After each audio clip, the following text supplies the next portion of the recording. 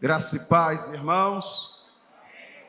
Não quero, a semelhança do pastor Euston, arrancar a orelha e nem tampouco a barba, né? Mas que alegria falar com todos vocês, com você que está online conosco, participando deste culto. Você não está assistindo, você está participando e sendo abençoado juntamente conosco nesse culto.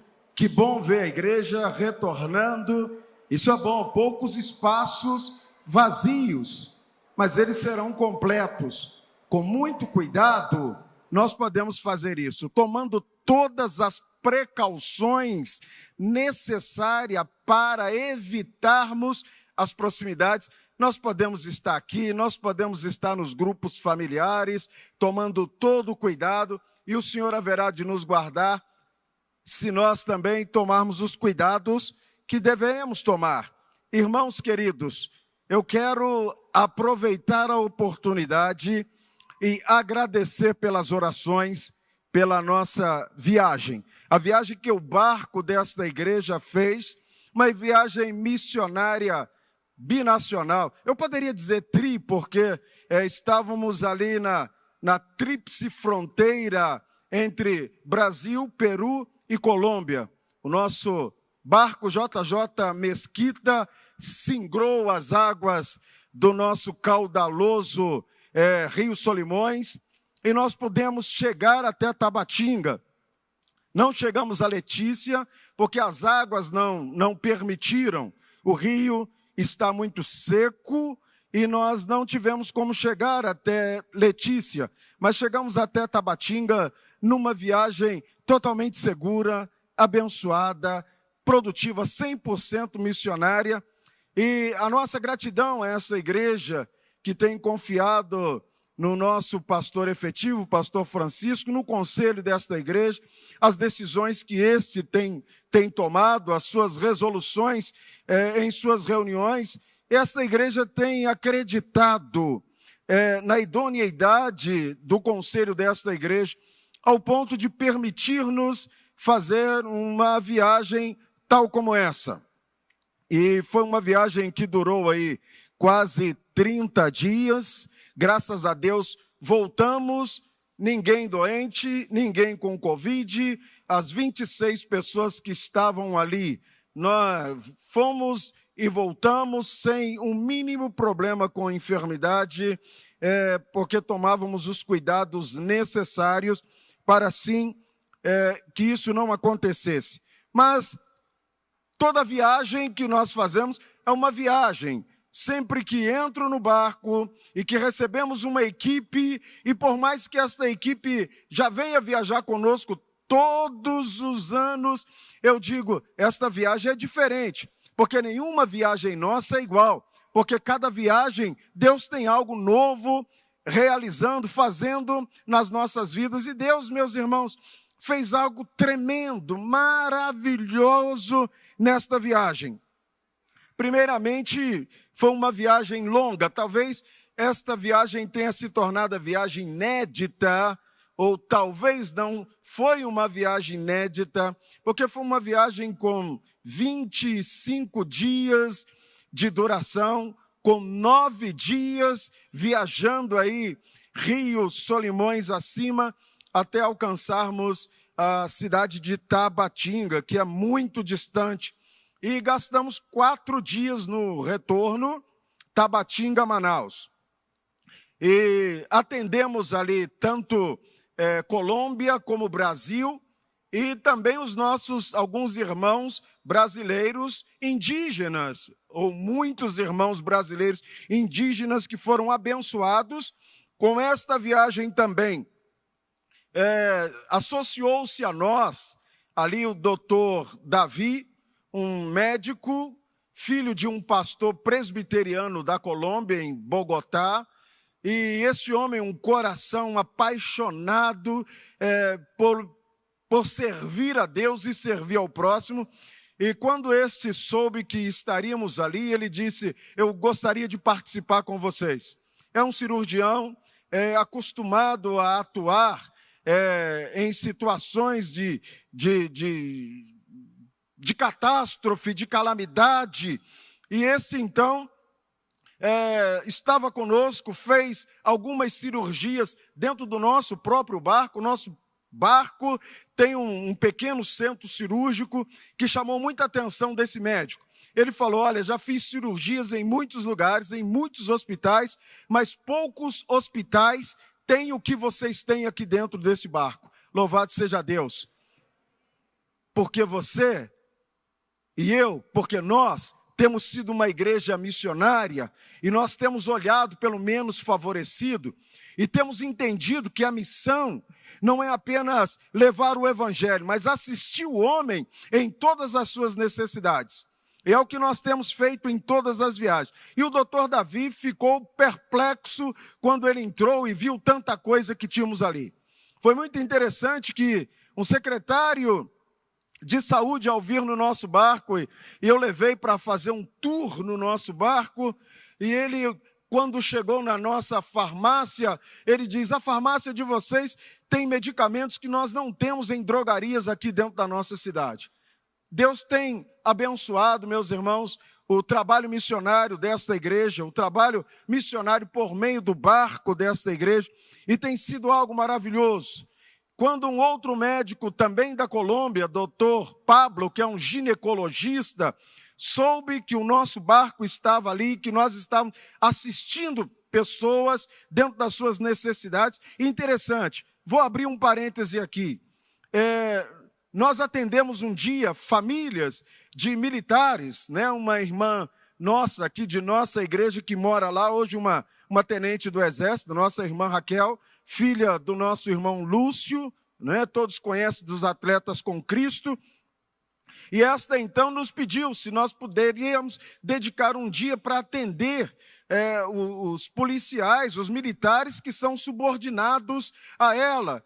E nós falamos: mas como? Aqui tem um hospital da guarnição, não pode assisti-lo? Ela falou: olha, esse é o único hospital que tem aqui na cidade, e esse hospital, ele atende exclusivamente os militares e seus familiares legais.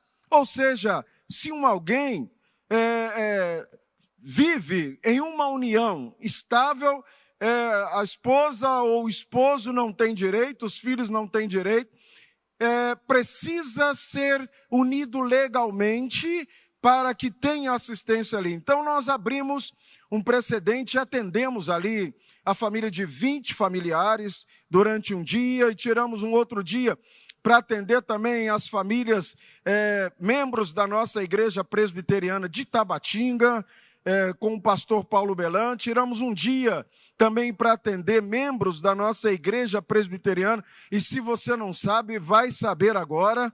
E nós temos uma congregação presbiteriana na Ilha da Fantasia, em Letícia. Eu acho que eu ouvi um amém ou um glória a Deus aí. Desculpa, depois de tanto tempo na água, a gente volta com um problema de audição. Eu não tinha ouvido ainda o glória a Deus, mas agora eu ouvi. Irmãos, e nós pudemos então assistir os nossos irmãos fervorosos ali da igreja presbiteriana Nueva Vida, da cidade de Letícia, da comunidade da Ilha da Fantasia. Foi um tempo maravilhoso. Pude ministrar para esses irmãos na Ilha da Fantasia, num culto, num terreno muito lindo, com quase 100 pessoas adorando o Senhor juntamente conosco. Nós realizamos muitos procedimentos odontológicos, procedimentos médicos, e foi algo tremendo, irmãos. Nós levamos a bordo do nosso barco 1.657 cestas básicas, pesando média de 28 quilos cada uma cesta básica. 1.657 cestas básicas, que nós abençoamos muita gente, muita carência naquele lugar, muita necessidade, e nós então podemos abençoar comunidades indígenas, 4 comunidades indígenas, muito necessitada, comunidade com 8.000 indígenas, e algo interessante, 100 indígenas no máximo falavam português. Eles conservam a sua cultura, conservam o seu dialeto, nós pudemos estar ali abençoando as famílias daquele lugar. Mas algo, meus irmãos, todas as coisas que aconteceram nesta viagem marcaram minha vida. Mas algo que impactou-me verdadeiramente, profundamente, e eu quero compartilhar isso e encerrar aqui o meu testemunho, para então irmos à palavra do Senhor. Uma senhora que veio até nós para ser assim beneficiada. Esta viagem foi uma viagem, volto a dizer, de parceria com a Visão Mundial. A Visão Mundial é a nossa parceira nesses trabalhos, e ela entrou com a parte social, nós com a espiritual, cedemos os nossos barcos e nossa equipe médica e tudo que foi necessário para esta viagem. Mas uma senhora, meus irmãos, um dia deu um testemunho e que arrancou lágrimas de todos nós, mexeu mesmo conosco. Esta senhora disse que um dia antes de chegarmos, ela estava enfrentando um dilema muito grande. Ela estava com a sua conta de energia elétrica vencida e com um aviso de corte. Mas ela também estava com a sua despensa vazia. E esta mulher disse: eu estava pensando, se eu comprar o meu alimento, eu vou ficar sem dinheiro para pagar a energia. Se eu pagar a energia, eu vou ficar com a minha família com fome. E esta mulher em todo aquele dilema, e ela então decidiu pagar a conta de energia elétrica. E pagou a conta de energia elétrica. E ela disse: eu estava pensando, e agora? O que eu vou comer com meus filhos? O que eu vou comer com a minha família?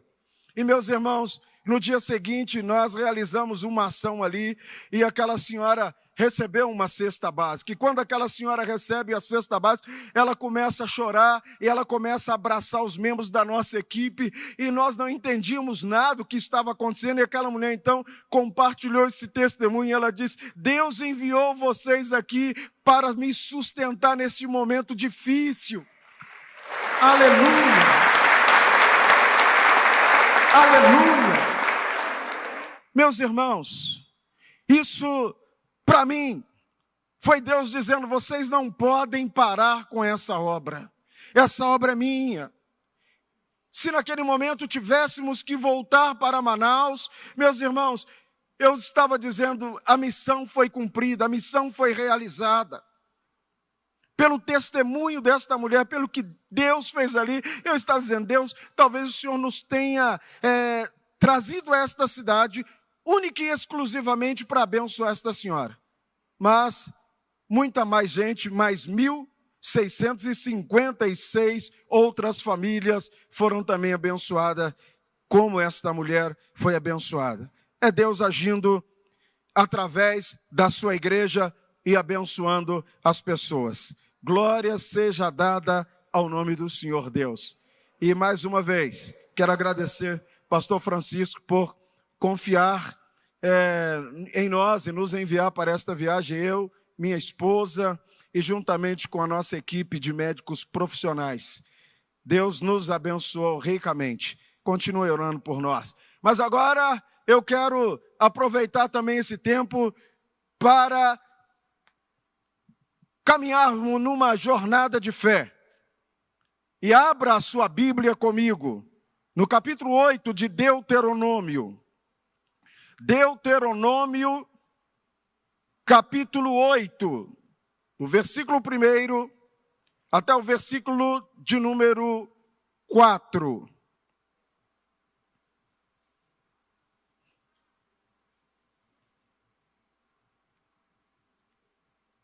Palavra do Senhor, o nosso Deus, diz-nos assim: cuidareis de cumprir todos os mandamentos que hoje vos ordeno, para que vivais, e vos multipliqueis, e entreis, e possuais a terra que o Senhor prometeu sob juramento a vossos pais. Recordar-te-ás de todo o caminho pelo qual o Senhor teu Deus te guiou no deserto esses 40 anos, para te humilhar, para te provar, para saber o que estava no teu coração, se guardarias ou não os seus mandamentos. Ele te humilhou e te deixou ter fome, e te sustentou com o maná, que tu não conhecias, nem teus pais o conheciam, para te dar a entender que não só de pão viverá o homem. Nunca envelheceu a tua veste sobre ti, nem se inchou o teu pé nestes 40 anos. Pai, nós estamos diante da tua palavra, e que será nessa noite explanada aos corações dos teus filhos, Senhor. Pai, o Senhor tem desafiado os nossos corações a uma vida de fé, acreditar que o Senhor está conosco, ainda que passemos por caminhos difíceis, escabrosos, ainda que eles sejam pedregosos, ainda que sejam acidentados, mas o Senhor está conosco, e como um pai que segura o filho pela mão e caminha com ele, guiando seguramente, assim o Senhor tem feito conosco, Deus. E nessa noite, Pai, faça-nos entender que a presença do Senhor é manifestada em nossas vidas, que o cuidado do Senhor é manifestado a nós nos momentos mais difíceis, quando pensamos que estamos só, quando pensamos que não temos nada. É aí que o Senhor se revela como grande eu sou. O Deus que não está apenas nos grandes centros urbanos, que não está nas metrópoles, que não está apenas nas megalópolis, mas o Deus que também está na zona rural, que o Deus que está embrenhado nessa selva amazônica, revelando o seu amor e a sua misericórdia a tantas vidas e provando quantos filhos teus que foram, Senhor, enviados para esses lugares, que a tua presença está com eles, para abençoar os seus ministérios e para fazer cumprir aquilo que o Senhor mesmo prometeu. Nós te agradecemos, Pai, em nome de Jesus, para a glória do teu nome. Amém. Na concepção de algumas pessoas, enfrentar um deserto, ou enfrentar uma situação desértica na vida é o fim. E é nesse momento que alguns retrocedem, é nesse momento que alguns gritam para Deus: chega, Senhor, não dá mais. Pastores desistem de seus ministérios, líderes comunicam aos seus pastores dizendo: eu preciso parar, não tem como ir. É esse momento que algumas pessoas tomam atitudes erradas, impensadas, que às vezes comprometem toda a sua vida. Israel havia saído de uma situação dificílima, escravizados no Egito, debaixo do poder de Faraó, que os obrigava a comer ou trabalharem por uma migalha de comida. Agora, sob a palavra de Deus, revelada por meio de Moisés, Deus dá uma promessa a este povo: eu vou tirar vocês desta situação, eu vou levar vocês desta terra, eu livrarei vocês da escravidão, eu levarei vocês para uma terra de bênção, uma terra que mana leite e mel. Mas a entrada na terra prometida não seria algo tão fácil. Eles tinham que atravessar um deserto. E se nós queremos, como Israel, apropriar-nos da promessa de Deus, chega um momento que Deus abrirá um grande deserto diante de nós. E esse deserto de Deus não é para nos fazer desistir. Esse deserto de Deus é para provar a sua fé, é para provar a sua confiança, a minha confiança, e para saber onde e como está o nosso coração. E assim Deus procedeu com esta nação.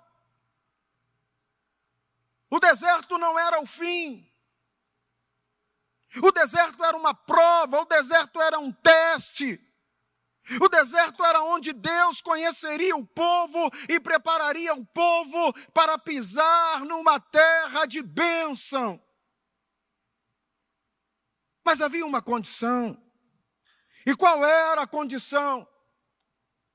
Cuidar de cumprir todos os mandamentos que hoje vos ordeno. O desejo de Deus não era que o povo morresse no deserto, porque Deus disse: para que vivais e vos multipliqueis. Vocês já são uma nação grande, mas mesmo no deserto esse povo multiplicaria. Como? Deus é Deus de milagre. E Ele faria com que este povo, em meio às adversidades, a meio às dificuldades, a meio a tantas barreiras que se levantariam naquele momento, Deus disse: eu vou fazer vocês multiplicar. O deserto não mata, o deserto faria multiplicar, enquanto para alguns o deserto é morte, Deus está dizendo não, deserto é lugar de multiplicação. Isso significa que os momentos difíceis que nós passamos, que eu enfrento, que você enfrenta, não são momentos de morte, mas são momentos, meus irmãos, em que Deus está nos fazendo multiplicar e levar-nos a um lugar mais alto, do qual nós não podemos chegar por nós mesmos. Esse era o desejo de Deus com esta nação, e esse era o desejo de Deus para a nossa igreja, para você, para mim. Esse é o desejo de Deus para o seu povo. E aí o Senhor disse que se este povo fosse obediente, eles viveriam, eles multiplicariam e eles entrariam. E veja bem, não é simplesmente entrar. O termo aqui é possuais. E para mim, na minha cabeça, possuir não é receber de mão beijada. Possuir é pagar um preço para apropriar-se daquilo. E o preço que esse povo tinha que pagar é passar um deserto, mas passar um deserto cheio de confiança no Senhor. É passar um deserto fazendo com que Deus conhecesse seus corações e que as grandes dificuldades não os fariam abandonar o Senhor, não os fariam desistir da sua caminhada, da sua jornada. Eles entenderam que o deserto não seria o fim de uma jornada, mas que o deserto era uma preparação para entrar na terra prometida. O deserto é preparação, o deserto não é o fim. O deserto é pisar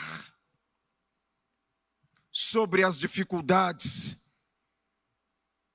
para desfrutar das bênçãos prometidas pelo Senhor nosso Deus. Foi no deserto que este povo experimentou os milagres mais extraordinários que Deus já realizou. Foi no deserto que o povo se alimentou de alimentos mais inusitados, o maná. Deus não permitiu, meus irmãos, que a terra seca, porque o deserto é sequidão, que ela produzisse ervas ou qualquer uma outra coisa, mas Deus disse do alto: eu enviarei para vocês o alimento, o maná, vocês terão todos os dias. O que Deus quis dizer, deserto também não é lugar de fome, de passar fome, porque no deserto Deus nos sustenta. Mas o deserto é um lugar onde também Deus nos leva para nos humilhar, para tirar a soberba. A humilhação é quando Deus quer arrancar a soberba, a altivez do coração.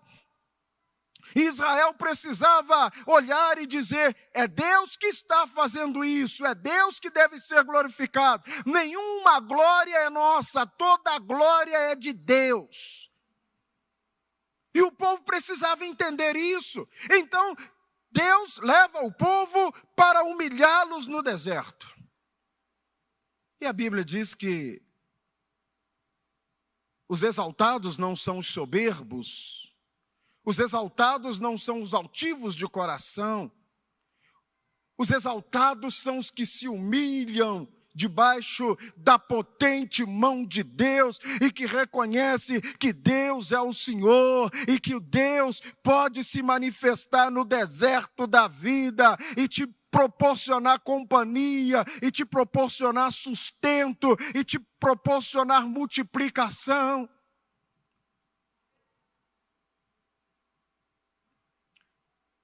Era esta a revelação de Deus para um coração de um povo, para que este povo não entendesse o deserto como isolamento, como solidão, como estarem dispersos. E queridos e amados irmãos, essa jornada evidentemente seria uma jornada extenuante, sol causticante, terra seca, falta de água, algumas coisas faltariam, e eu sempre digo assim, quando Deus, Ele deixa faltar alguma coisa em nossa vida, é porque Ele está reservando um grande milagre para nós. E eu vou te dar a prova disso com algo que aconteceu em minha vida. Tenho compartilhado com os irmãos. A minha vida missionária, eu iniciei trabalhando como missionário entre os indígenas aqui no Amazonas em 1982. Eu trabalhava com os índios Palmari, numa aldeia chamada Manissuã, próximo à foz do rio Tapauá.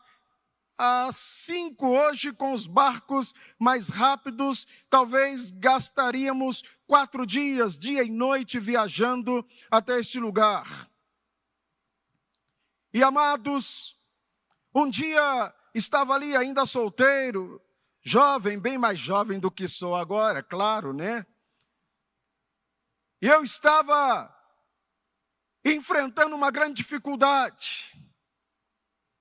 Acabou o sabonete, acabou pasta de dente, e tudo que havia sobrado era uma barra de sabão cutia, que era para lavar a roupa de hoje, para deixar secar, para vestir amanhã, porque era uma única calça que eu tinha para o culto, então no dia de culto ela tinha que estar limpa, para eu estar no culto ali.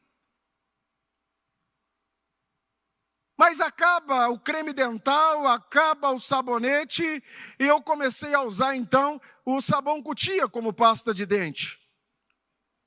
Não fazia tão bem, mas me livrava daquela coisa que ninguém gosta de sentir, né? Café também havia acabado. Eu já estava então escovando os dentes com sabão cutia, tomando também o banho com sabão cutia. O café também acaba nesse momento, e eu gosto muito de café. Eu falei, meu Deus, sem creme dental, sem sabonete e agora sem café. Eu sei que nem só de café viverá o homem, mas sem café a dor de cabeça também provoca o homem. E o interior, o povo usa aqui, o nosso povo, ele usa, eu digo nosso porque eu sou amazonado, né? Ele usa, então, um instrumento fabricado no interior chamado queixo de velho, né? Vocês são da cidade, vocês não vão conhecer isso. Vocês precisam fazer uma viagem no nosso barco, gente. Vocês precisam conhecer isso, gente.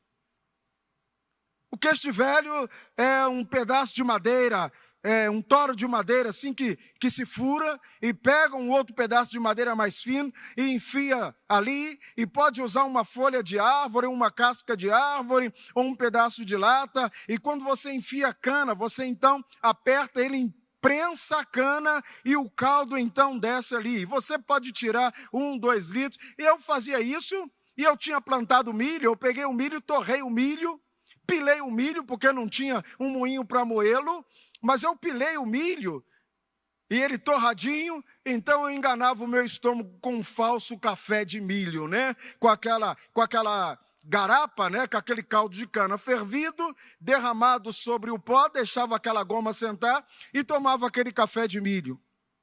Meus irmãos, e um dia começa um som de um motor que estava se aproximando. E nós paramos falando, bem, mas aqui é muito difícil vir alguém. E a minha preocupação era, meu pai estava muito doente e quando ouvi um barulho de motor, eu já pensava, alguém está vindo dizer que meu pai faleceu. E o meu coração então disparava. Meus irmãos, mas o barulho foi se aproximando e os nossos interioranos, nossos irmãos do interior, eles têm uma ciência que ninguém tem. Eles ouvem um barulho e ele diz, esse motor é um motor tal, de marca tal, com tantos HPs, e ele vem a tal distância. É algo que Deus deu para eles. E eles então disseram, olha, esse motor e esse. E quando se aproximou um senhor, era um senhor crente, e que chegou até lá e disse para mim, eu queria que você fosse comigo lá no meu barco. Eu, sem saber porquê, esperando a notícia, e quando chegamos no barco dele estava parado num lugar chamado Tracuá, e era de motorzinho rabeta, era 5 horas até a beira do rio, mas naquele motor nós gastamos 2 horas.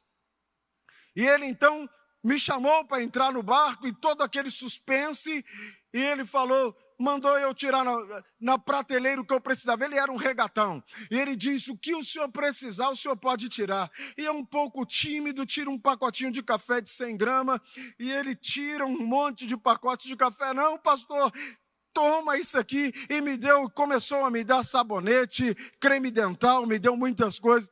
E eu fui tomado de uma emoção muito grande. Não vou falar o que essa emoção fez comigo, porque senão você pode ficar triste ou escandalizado. Mas eu comecei a ficar tão emocionado, eu chorando, abraçado com aquele homem. E ele disse, eu vinha descendo o rio Purus, e Deus falou comigo, vai lá com o Catanari, que ele está precisando de alguma coisa, leva para ele. Deus se revela milagrosamente no deserto. Deus cuida de você, Deus cuida de mim. Não precisa ninguém mandar um WhatsApp. Aleluia! Não precisa de alguém mandar um WhatsApp e dizer, fulano está passando necessidade, ele está num deserto terrível, não tem nada. Tem. Nós temos o Senhor. E o Senhor é o nosso Deus, Ele é Jeová Jiré, Ele é Deus da provisão. Não importa se estivermos no deserto, não importa se estivermos embrenhados na floresta amazônica, não importa se estamos dentro de uma metrópole, o Deus que se manifesta aqui, se manifesta lá, para realizar o milagre em nossas vidas. Mas é no deserto que Deus nos prova. E esse provar de Deus é nos testando para nos conhecer verdadeiramente. Porque Ele sabe, Deus sabe o que há dentro do nosso coração. Ele sabe o que há no coração de cada um de nós. Nós não sabemos o que temos dentro do nosso coração. Nem sempre sabemos. Mas Deus conhece. Eu quero brevemente abordar 3 pontos interessantes com você. Ao dizer que o deserto não é o fim. Primeiramente, Deus tem propósito quando Ele leva o seu povo para o deserto. Deus tinha um propósito ao levar o seu povo no deserto. E o propósito de Deus, eu preciso preparar vocês para vocês entrar na terra prometida. E o que eu vou fazer no deserto, as gerações nunca vão esquecer. O povo, os seus filhos, os filhos dos filhos de vocês, eles sempre vão me adorar, reconhecer. As nações saberão que eu sou Deus, pelo que haverei de fazer. E muita gente precisa saber quem é Deus através daquilo que Ele faz em nossas vidas. O deserto revela o que está no nosso coração. Mas o deserto, ele também nos leva a depender totalmente de Deus. Numa geração em que Todo mundo dá um jeito. Tira daqui, coloca ali, mas eu posso fazer aquele jogo de cintura. E alguns dizem, é um jeitinho que o brasileiro tem de fazer as coisas. Não. Nós precisamos fazer do jeito de Deus. Se queremos andar com Deus, experimentar Deus, se nós queremos ter os milagres de Deus, nós precisamos fazer do jeito de Deus. E o terceiro, o deserto nos faz experimentar o cuidado de Deus. Deus disse para Israel que Ele os humilharia no deserto, e através da humilhação que Deus faria sobre este povo, Deus conheceria o que estava no coração deste povo. Deus, meus irmãos, que conhece o coração de cada um de nós, como diz, e que nós mesmos afirmamos conhecer o nosso coração, e às vezes nós nos assustamos com algumas atitudes que nós tomamos, incoerentes. E isso acontece porque nós, na verdade, não sabemos o que há dentro do nosso coração. O profeta Jeremias, no capítulo 17, no versículo 9, diz que o nosso coração é enganoso, ele é corrupto. Mais do que todas as coisas que nós não conhecemos, só Deus conhece o nosso coração. Em alguns momentos Deus experimenta o nosso coração nos levando para o deserto. A Bíblia diz que onde está o nosso tesouro, ali está o nosso coração. Nem sempre é fácil para Deus ter o nosso coração. E quando o nosso coração está no nosso tesouro, e nós estamos apegados a eles, né? Nós estamos seguros, algemados aos nossos tesouros. Deus tira o nosso tesouro para ganhar o nosso coração. Quantas pessoas Deus já precisou tirar o tesouro para ganhar o coração dessas pessoas? Quantas pessoas já precisaram passar por um deserto, perder tantas coisas que tinham, para entender a voz de Deus, ou para obedecer à voz de Deus? Quanta gente sabe o que Deus tem para a sua vida, o propósito de Deus para a sua vida, mas o seu coração está endurecido, não se abre, não se quebranta diante de Deus, e que Deus precisa mexer algo muito importante nas nossas vidas, para que os nossos corações se desmanchem diante dEle. Deserto é lugar de humilhação. Deus disse para Israel, eu te humilhei, eu te deixei ter fome. Você não passou fome, mas eu deixei você ter fome. E Deus queria fazer com que este povo agora dependesse única e exclusivamente dEle. Quando você enfrenta um deserto na sua vida, ou quando você está acometido de uma situação desértica, é porque Deus está querendo levá-lo ou levá-la a depender dEle totalmente. Nós somos a igreja do Senhor, Cristo é o cabeça desta igreja. Nós fazemos parte, meus irmãos, de uma igreja fiel. Nós louvamos a Deus pela sua vida, a sua fidelidade. Não deixa que esta igreja, que os pastores desta igreja precisem bater na porta de Assembleia Legislativa. Não estou me orgulhando, nós não nos orgulhamos.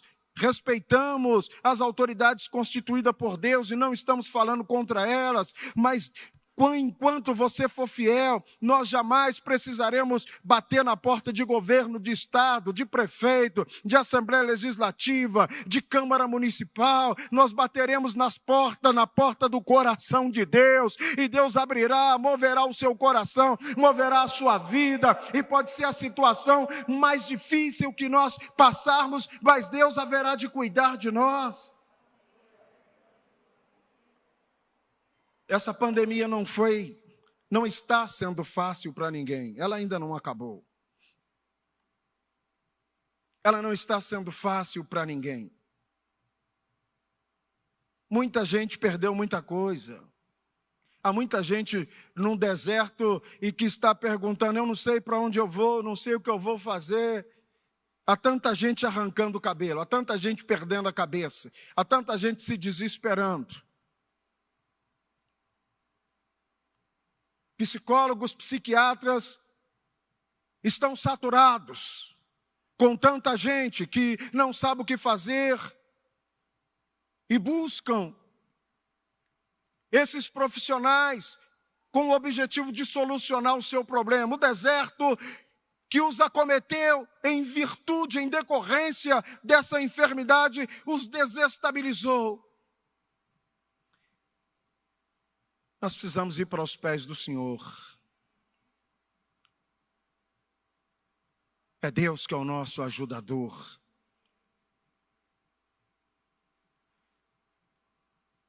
Há um cântico que nós cantávamos há muito tempo, né?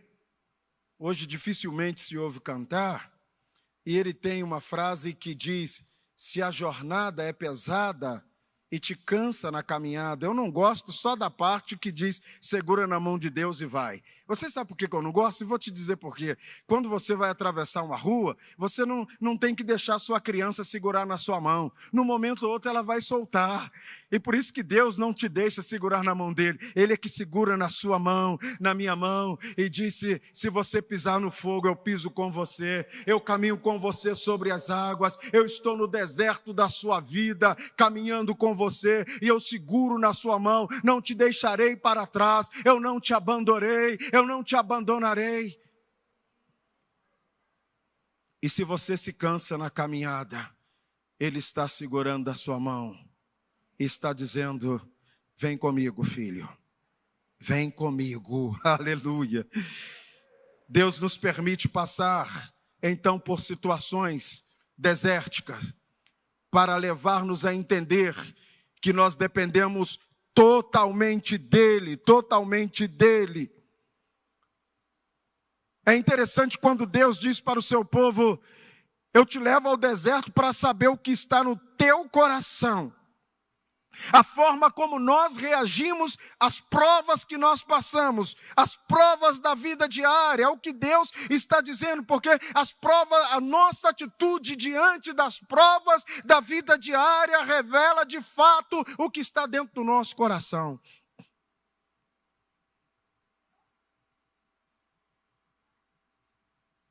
Se Deus reina no nosso coração,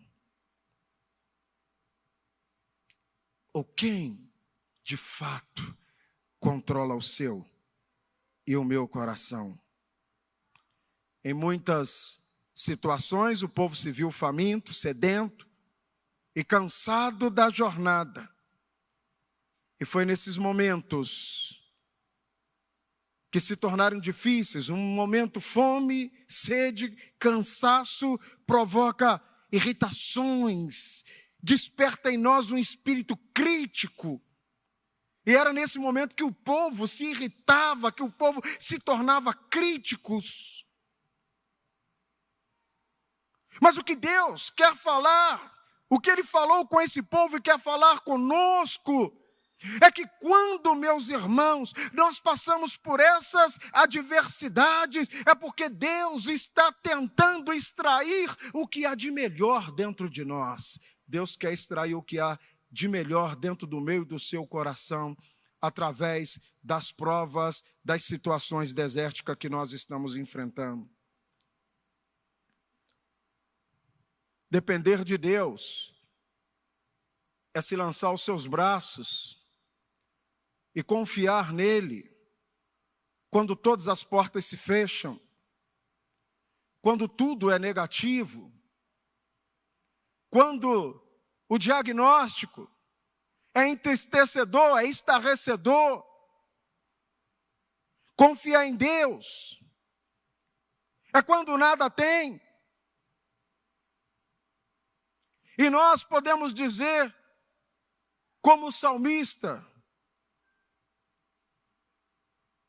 eu te louvarei, Senhor,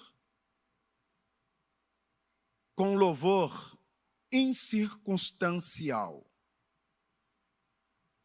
Louvarei ao Senhor em todo o tempo. O salmista diz isso. Em todo o tempo.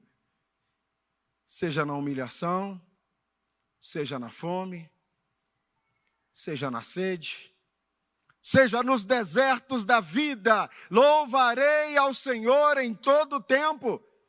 É isso que os Salmos nos ensinam a fazer. E aí Deus está dizendo, no deserto vocês provarão a minha fidelidade, porque o deserto é lugar de nós provarmos da fidelidade de Deus.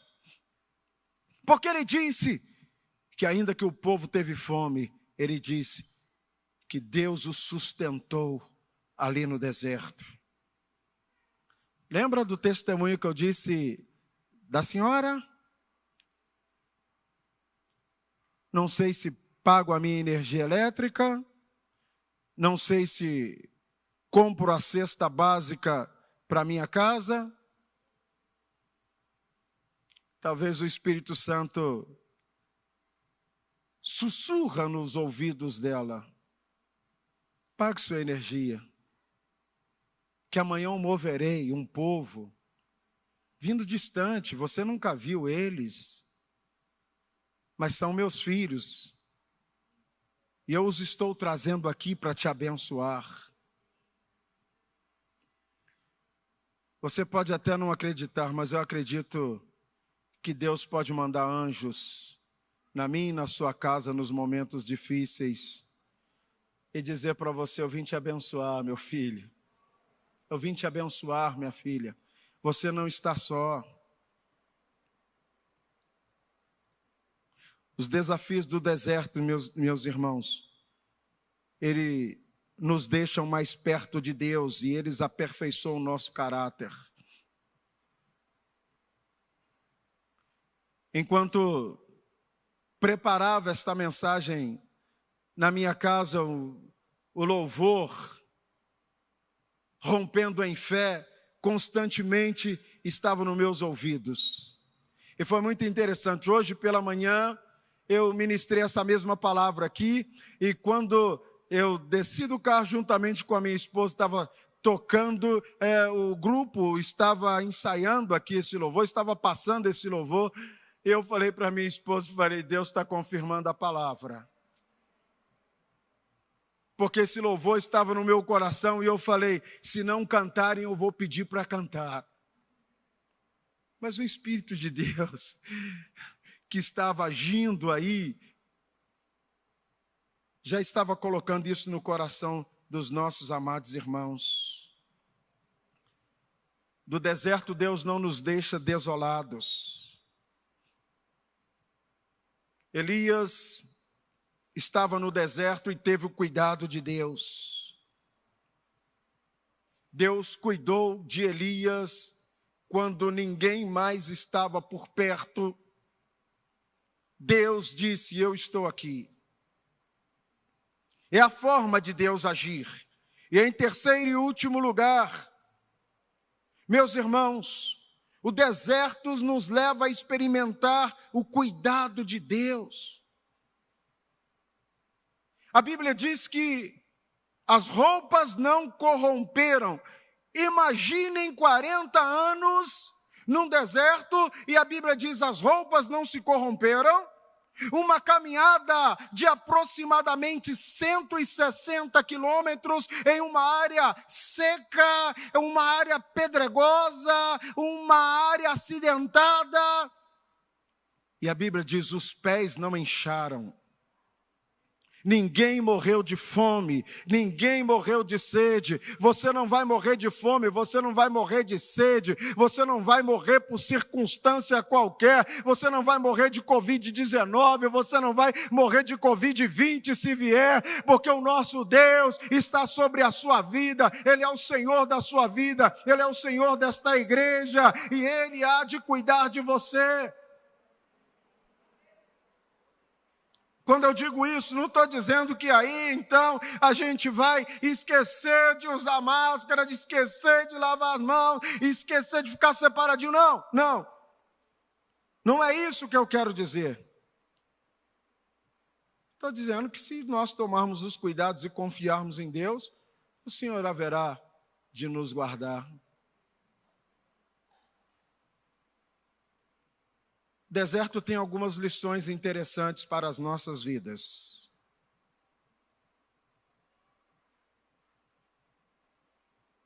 As provações e os desafios do deserto nos deixam mais perto de Deus e aperfeiçoam o nosso caráter.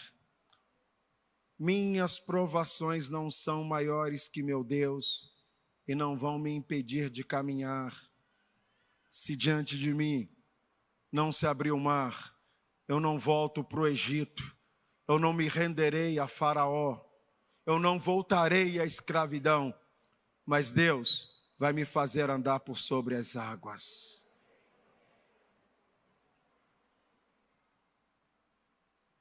Em segundo e último lugar, o deserto faz bem ao crente disperso, pois Deus, depois de prová-lo, também o faz sentir-se bem. Deus nos fará sentir bem depois que atravessarmos o deserto e chegarmos do outro lado e poder compartilhar aquilo de mais lindo que Deus fez em nossas vidas. Eu quero terminar dizendo que o deserto em nossas vidas não é um abandono, é um lugar onde Deus mais se manifesta com coisas mais extraordinárias sobre as nossas vidas. Eu não sei qual é o deserto da sua vida, eu não sei o que mais aflige o seu coração. Eu não sei quantas vezes, talvez você já tenha dito, vou desistir, não aguento mais, a caminhada é árdua, estou cansado, estou extenuado, estou exausto desta caminhada. Mas imagine que o deserto é uma passagem para a terra prometida. Você só vai apropriar-se das promessas de Deus se você vencer o deserto que está diante de você. E nós precisamos marchar nesse deserto confiantes de que a terra prometida já foi nos entregue por Deus. Nós precisamos apenas obedecer a sua palavra e continuar marchando. Eu quero orar com você.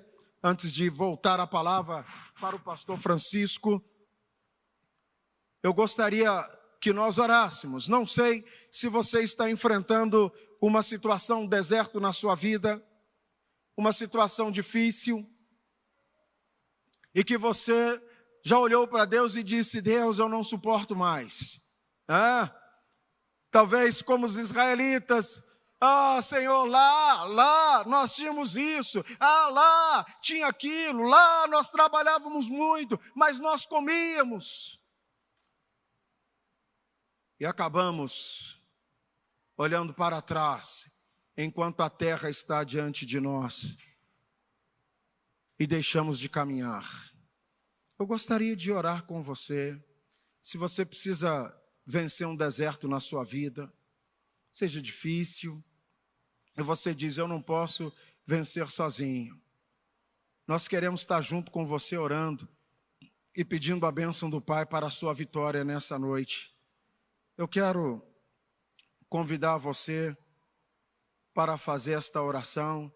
E se você que está enfrentando essa situação quer orar, ficar em pé nesse momento e dizer, eu quero orar porque eu quero vencer esse deserto. Eu não posso vencer sozinho. O Senhor está comigo.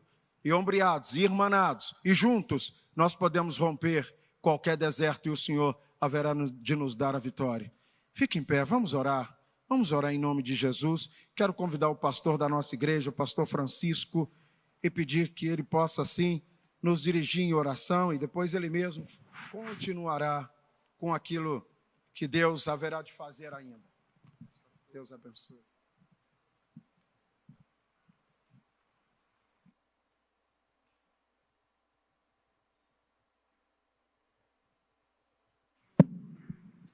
Queridos, vamos orar. Deus, obrigado pela Tua palavra. Obrigado porque o deserto tende a ser também uma escola para aperfeiçoar a fé operante E eu te peço agora, em nome de Jesus, que o Senhor sustente os meus irmãos, minhas irmãs. Que o teu Espírito Santo fortaleça-os com graça, com unção, com consolação, com renovo. Que as enfermidades que assolam sejam debeladas pelo teu poder. Que a escassez seja suprida pelo Senhor, que é Jeová Jireh, o Deus que provê todas as coisas. Meu Deus, eu te peço em nome de Jesus, que o Senhor encha cada irmão aqui com a presença real, doce do seu Espírito.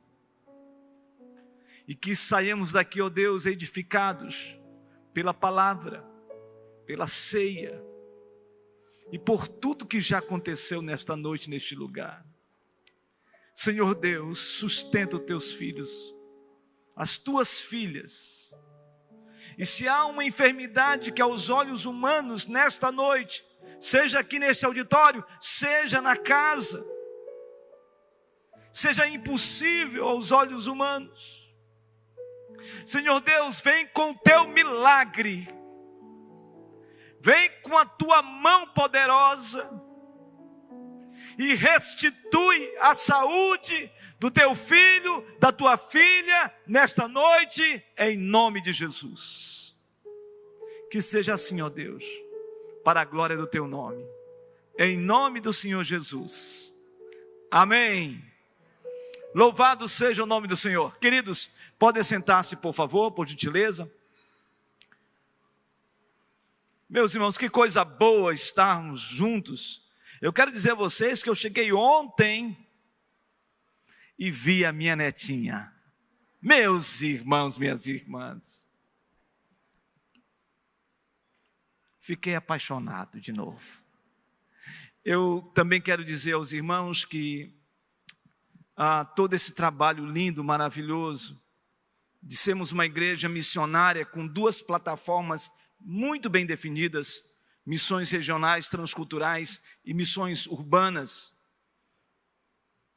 Missões urbanas com os nossos grupos familiares. Eu quero dizer aos irmãos, e eu quero honrar, como eu sempre disse, ao longo da trajetória ministerial, do meu pastorado nessa igreja, eu quero honrar o pastor José João, porque Deus deu a visão a ele dessa expansão missionária através dos barcos. Então nós louvamos a Deus pela vida do pastor José João e de toda a equipe pastoral dessa igreja, de todos os pastores envolvidos, que são homens de Deus, que servem ao Senhor, e todos os missionários e missionárias, seja através dos barcos da igreja, seja os missionários do asfalto. Você que lidera um grupo familiar nessa igreja, você que lidera esse grande movimento que Deus tem dado à igreja. Então nós louvamos a Deus pelos irmãos, pelas irmãs, no nome santo de Jesus. Muito bem, mas eu preciso falar com você por 5 minutos. Presta atenção, 5 minutos. Durante todo esse período de pandemia que nós estamos vivendo, a minha oração diante do Senhor, e Deus sabe disso, é: Senhor, nos dê criatividade como liderança, para podermos inspirar o povo de Deus a passarmos esse deserto juntos. E essa tem sido a ênfase diante do Senhor quando eu penso em termos de igreja presbiteriana de Manaus. Mais ainda, de que haja um grande movimento, e eu quero agradecer a Deus pela vida de vocês. Os irmãos que estão aqui hoje, praticamente lotados nossas cadeiras aqui, e você que está cultuando a Deus conosco pela internet. Somos uma só igreja, a gente tem dito isso e vamos continuar dizendo. Seja os que estão reunidos virtualmente cultuando a Deus, seja aqueles que estão aqui. E a propósito, eu quero lhe fazer mais um pedido de novo. Por gentileza, você que está aqui, meu irmão, minha irmã, por favor, coloca direito a máscara. Tem gente que acha que a respiração vem pelo queixo. Não é possível isso. Então, irmãos, olha, aqui no arraial você tem que colocar, a não ser que haja um motivo que transcenda todas as coisas e eu não possa aqui entrar, porque é possível que haja alguém do nosso meio que tenha uma enorme dificuldade com relação à saúde, em termos de respiração. Isto aí você tem que lidar e eu não sei como resolver. Mas, entrou aqui dentro, máscara, passar o gel ou lavar as mãos. Se você entrar aqui sem lavar a mão e sem pelo menos passar o gel, olha, eu vou falar uma coisa para você, eu vou colocar agora aqui uma máquina para detectar qual é a mão que não está recebendo o sabão. Como é o nome do sabão, pastor? Cutia, olha que nome de sabão. Esse daí deve ser daquele mesmo de... Muito bem. E também vamos aferir a temperatura. Por favor, irmão. Pastor, não quero na testa, coloca no pulso. Pastor, não quero no pulso, coloca no pulso. Não tem jeito. Não tem outro lugar. Se não quer na testa, põe no pulso. Não tem problema nenhum. Mas faça isso, irmão.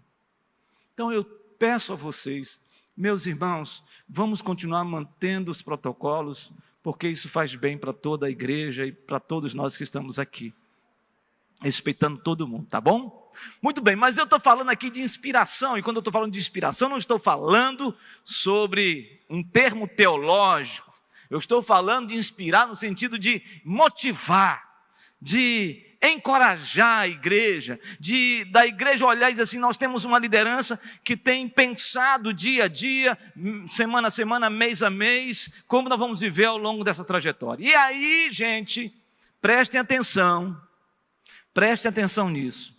Deus colocou no nosso coração um grande movimento que nós iremos fazer, e esse projeto Deus colocou no coração da liderança da igreja.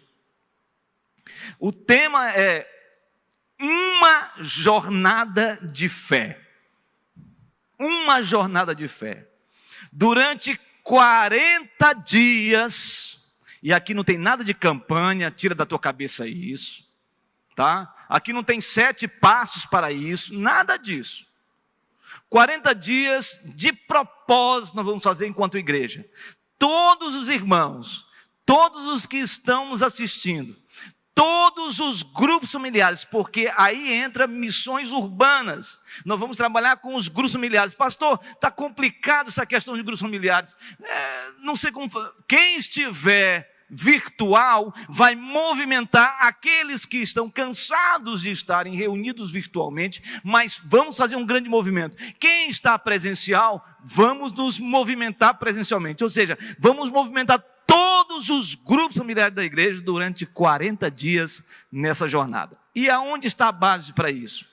A base nossa, para nós trabalharmos isso, é o texto de Hebreus capítulo 11, versículo 6. De fato, sem fé é impossível agradar a Deus, porquanto é necessário que aquele que se aproxima de Deus creia que Ele existe e que se torna galardoador dos que o buscam. Nós vamos consagrar o pão e o cálice em nome de Jesus. Senhor, nós consagramos pão e cálice. Nós separamos esse momento em Teu nome, para que o Senhor edifique a sua igreja, que o Senhor conduza a sua igreja, que o Senhor fortaleça a sua igreja. Seja exaltado e glorificado, Deus. Nós te louvamos pela sua bondade e pela manifestação gloriosa do Senhor. No nome santo e bendito de Jesus. Amém. Nós já voltamos, deixa eu falar uma coisa aqui para os irmãos que não presenciaram e assistiram o que nós falamos sobre esse grande propósito que nós estamos movimentando na igreja. Aqui, a igreja toda está impactada aqui. Então eu vou fazer o seguinte: ao término da ministração da Santa Ceia, nós não vamos terminar aqui o nosso compartilhar. Os irmãos quiserem sair, podem sair depois, mas eu vou ficar falando com você, membro da igreja, pelo Facebook e pelo YouTube da igreja, a respeito desse projeto que Deus colocou no conselho da igreja, na liderança dessa igreja, chamado Uma Jornada de Fé. Então eu falo com você em 10 minutos depois, você pode ficar conectado, que eu quero falar com você, para que você saiba o que nós compartilhamos aqui, para que haja esse sentimento. Irmãos, nós cremos que somos uma só igreja, a igreja que está se reunindo virtualmente e a igreja que está se reunindo presencialmente. Nós estamos aqui para cultuar o nome do Senhor e vocês são preciosos demais no nosso meio. Queridos, nós vamos ler as Escrituras e após lermos as Escrituras, nós vamos ministrar a ceia do Senhor. Diz assim a palavra do Senhor. Em Mateus capítulo 26, versículo 26, diz assim. Mateus capítulo 26, versículo 26. Enquanto comiam, tomou Jesus um pão e abençoando-o, partiu e o deu aos discípulos, dizendo: tomai e comei, isto é o meu corpo. A seguir tomou um cálice e, tendo dado graças, o deu aos discípulos, dizendo: bebei dele todos, porque isto é o meu sangue, o sangue da nova aliança, derramado em favor de muitos, para a remissão de pecados. E digo-vos que desta hora em diante, não beberei deste fruto da videira, até aquele dia em que o hei de beber novo convosco no reino de meu Pai. E tendo cantado um hino, saíram para o Monte das Oliveiras. Queridos, nós vamos ministrar agora a ceia do Senhor, com você aqui. Então você pode levantar-se e pegar o seu pão e o seu cálice nesse momento. Tem atrás e tem à frente, tá bom? Então vamos com muita tranquilidade.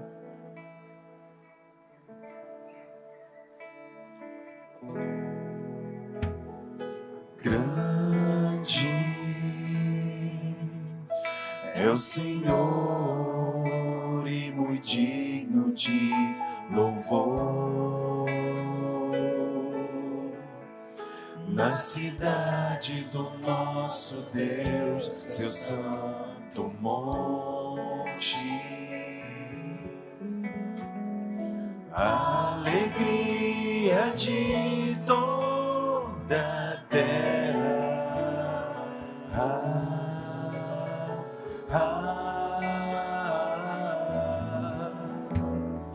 Grande é o Senhor em quem nós temos a vitória, que nos ajuda contra o inimigo. Por isso diante dele nos prostramos.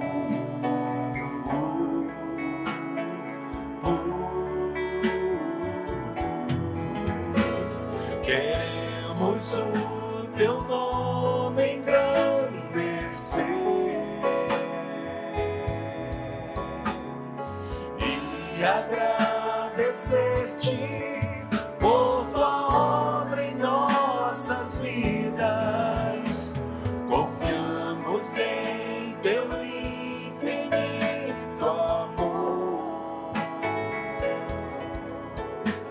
pois só tu és o Deus eterno sobre toda a terra e céu.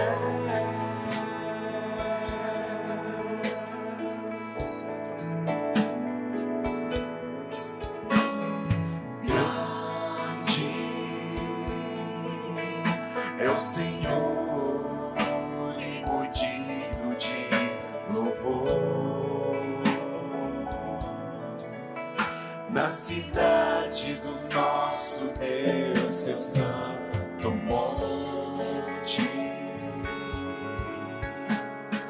a alegria de toda a terra.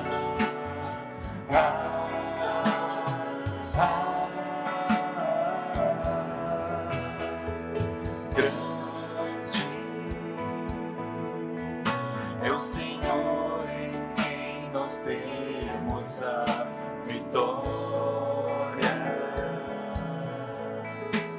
que nos ajuda contra o inimigo. Por isso diante dele nos prostramos.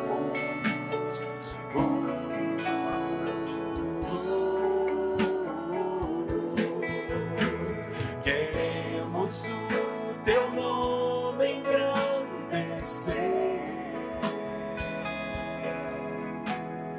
e agradecer-te por tua obra em nossas vidas. Confiamos em teu infinito amor, pois só tu és o Deus eterno sobre toda a terra e céu.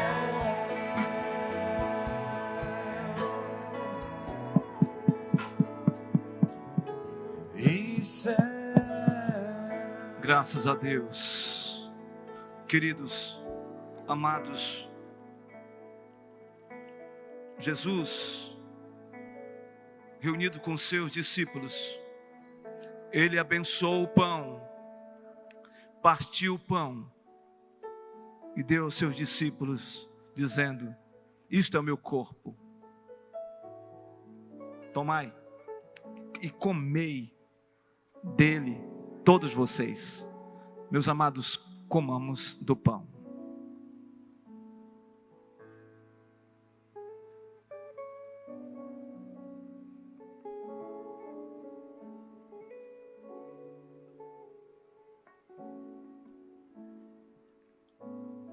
De forma semelhante, ele tomou o cálice e disse: este cálice é o meu sangue, sangue dado em favor de vós. O autor aos Hebreus diz que sem derramamento de sangue não há remissão de pecados. O sangue vertido de Jesus na cruz cancelou o nosso pecado de morte e nos deu a vida eterna. Queridos, tomemos do cálice. Obrigado, Senhor, por esse momento tão precioso na sua presença. Glorificado seja o teu nome por tudo que aconteceu aqui, porque a sua palavra diz que todas as coisas cooperam para o bem daqueles que amam a Deus, daqueles que são chamados segundo o seu propósito. E nós agradecemos, Deus, por grande bênção que sobreveio sobre a tua igreja e tem vindo sobre a tua igreja nesse tempo tão desafiador. Nós te louvamos, nós te agradecemos, em nome de Jesus. E que a graça do Senhor Jesus Cristo, o amor de Deus o Pai e as eternas e ternas consolações do Santo Espírito de Deus pouse sobre vocês, meus irmãos, minhas irmãs, e sobre toda a igreja espalhada na face da terra, hoje e para todos sempre.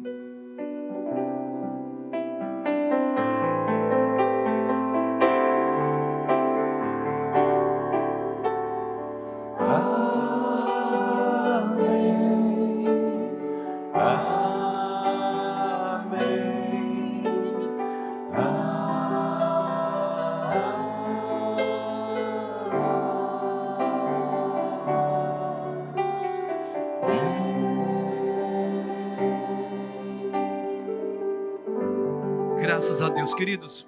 Deus abençoe.